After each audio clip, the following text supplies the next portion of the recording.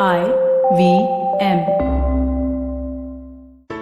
There's a quick survey to fill out on ivmpodcast.com/survey. It lets us know a little bit more about who's listening to us. And you know what? We're going to do a few prizes. So, we'll do a random drawing of maybe 10 people and we'll send you all some swag.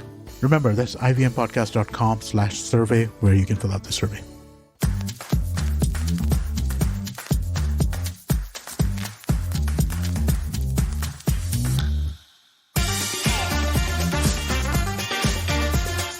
Any of you have a friend who thinks that they are always right? Or then are you one of those people? Or then is one of your parents exactly like that? They think that they're always right. Cut them some slack because sometimes they really are right. Hi, I'm Chetna, your favorite positive action coach, and this is Say No to Drama. I've done episodes on self-doubt and second-guessing ourselves because a lot of us are constantly wondering if we are right. Well, this episode is for those people who think that they are always right. Yes, a lot of times you are.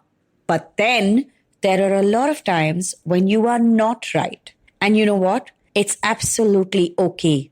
If your ego is coming in the way, if your ego is standing up and saying, what do you mean? How can I not be right? I've done this before. Of course I know this. Then ask yourself, what are you afraid of? Because the ego is your bouncer. And if it is standing up, then it's obviously because you are feeling threatened or insecure. So what's going on? Also at some level, and this one's for those people who second guess themselves, being right often is about taking a chance on yourself. Because being right does not mean that it is the only way. It may be right for you. It may be right in the moment, but there still may be other ways of achieving exactly what you want to achieve. Only they may not be as good as the option that you are placing on the table. Get it? Now, which brings me to another perspective. Are we talking about things being right and wrong? Or are we talking about things being better or worse? Guys, life isn't black and white. Yes, we'd all like it to be like that because it makes things simpler. If things are black and white, then it's easy. But it isn't. It's many shades of gray and a whole lot of colors. So how do you figure what is right and what is wrong?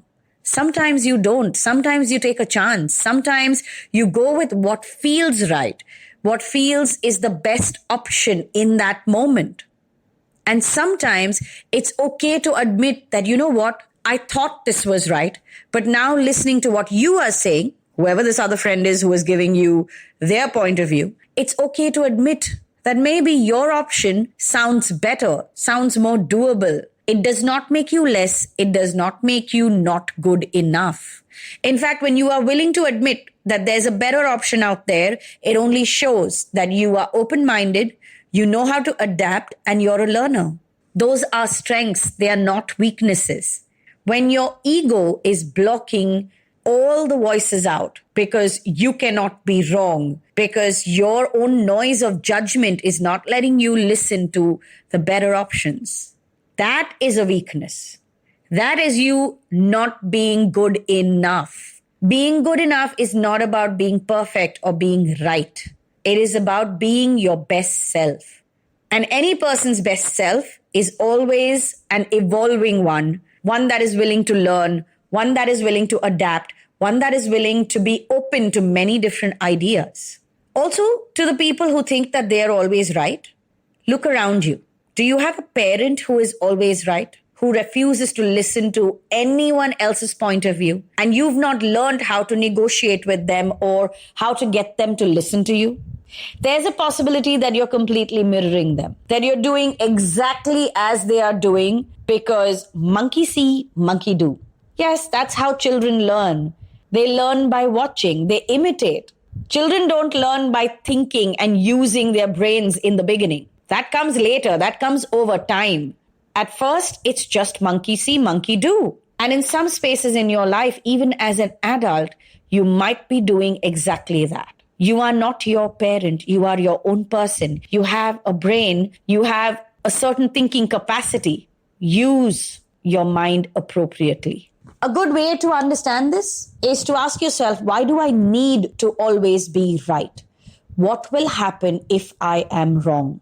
Just answer this question. I know that just listening to this question is making some of you all feel uneasy and anxious. What will happen if you are wrong? I can see a few faces fall just by listening to my words. Breathe and answer the question. What will happen if you are wrong? Some of you might say, nothing really.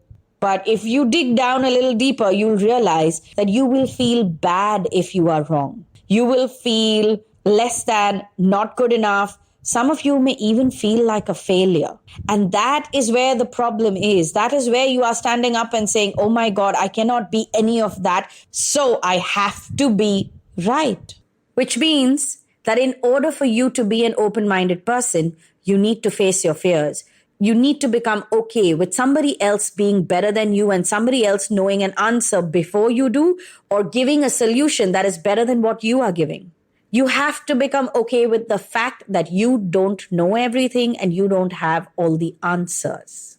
This does not mean that you will not survive. You're not giving yourself enough credit if you're moving into that mode. This conversation isn't about surviving. It's about opening up to thriving. Surviving is your brain's most basic function. It really knows how to do that well. It does not need any added support from you. But thriving, now that is a learnt behavior.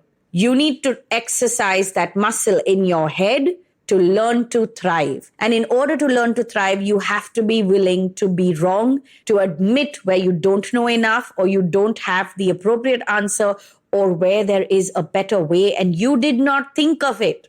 So when you stand up in a room or sit at a table and behave all hoity in the space saying that I'm right and I know exactly what I'm saying, well, for just 1 second, consider the fact that the other person also knows what they are saying. They are not foolish people who come from zero experience. They too have lived a life. They are coming from their own journey.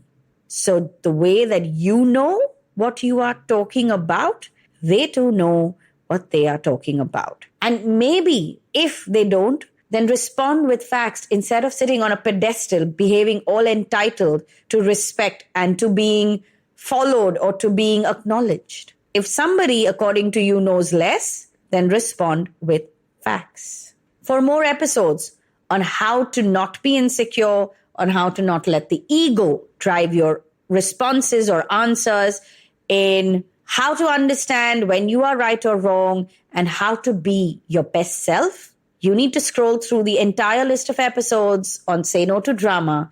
Listen to them because each of them have a hack, have a tool, have something that you can do to improve. All of these are available on the IVM Podcast app and website.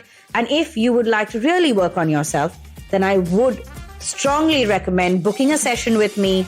DM me on Instagram. My handle is Positivity Angel. Having a life coach can change your life.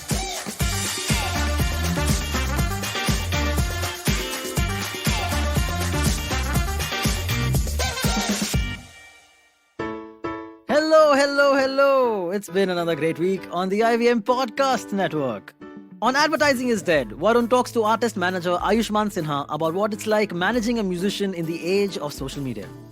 On The Wire Talks, Siddharth learns about the rise and fall of the Sassoon dynasty from Professor Joseph Sassoon. On Audio Gyan, Kedar talks to co-founders Dakshayani and Mandar about their NGO Baithak Foundation. On Marathi Khidkitun, the Deshmukhs speak to Jairaj Salgaonkar, managing director of Kal Nirnay, about Almanac Publishing. And on Big Talks about Tiny Humans, Devi Shobha and Meghna share strategies to deal with sibling rivalry. Do follow us on social media. We are IVM Podcasts on Twitter, Facebook, Instagram, and LinkedIn. And remember, if you're enjoying this show or any of our other shows for that matter, do tell a friend. It really helps us out a lot. Also, don't forget to rate us on any platforms you're listening on, and you can also check us out on YouTube. We are also doing a small listener survey to better understand how you respond to our shows and advertising on the network. We would really appreciate it if you could spare a few minutes to fill it. It helps us build better shows for you. And finally, we would like to thank our sponsors this week, SBI Life Insurance, India Water Portal, and Jupiter, a digital banking app. Ladies, I'm sure you will relate to it if I say that we are constantly busy with work, studies, cooking, and what not. And amidst all of this, we often forget an important element that needs our desperate attention: finance.